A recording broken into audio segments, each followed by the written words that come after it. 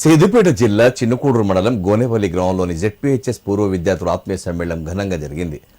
1992-93 సంవత్సరంలో ఆ పాఠశాలలో 10వ తరగతి పూర్తి చేసుకున్న విద్యార్థులంతా సుమారు 33 సంవత్సరాల తర్వాత తిరిగి కలుసుకున్నారు. ఉద్యోగ వ్యాపార రీత్యా ఎక్కడెక్కడో స్థిరపడి వాళ్ళు కూడా దశాబ్దాల తర్వాత కలవడంతో ఒకరిని ఒకరు ఆలింగనం చేసుకుని తన్మయత్వంలో మునిగి తేలారు. ఆనాటి తీపి జ్ఞాపకాలను గుర్తు చేసుకున్నారు. ఈ సందర్భంగా నాటి ఉపాధ్యాయులను శాలువాతో ఘనంగా సన్మానించారు. ఈ కార్యక్రమంలో సర్పంచ్ మధుసూదన్ రెడ్డి, పూర్వ విద్యార్థులు పాల్గొన్నారు. విద్యార్థుల యొక్క సమ్మేళనానికి పూర్వ ఉపాధ్యాయులందరినీ పిలిచినందుకు చాలా సంతోషంగా ఉంది. ఈ సందర్భంగా మమ్మల్ని ఆహ్వానించి గౌరవించి సత్కరించిన వారికి చాలా మేము కృతజ్ఞతలు తెలియజేస్తున్నాను.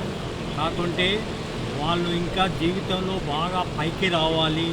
ఎవరైతే మేము చదువు చెప్పినామో మా చదువుకు సార్థకత రావాలి. వాళ్ళ జీవితంలో ఇప్పుడే స్థిరపడ్డారు. ఇంకెవరైతే స్థిరపడలేదో బాధ్యతలు ఇంకా ఉన్నట్టయితే బాధ్యతలు సక్రమంగా చేసుకొని పిల్లా పాపలతోని ఆరోగ్యంగా ఉండాలని దేవుణ్ణి కోరుకుంటున్నాను.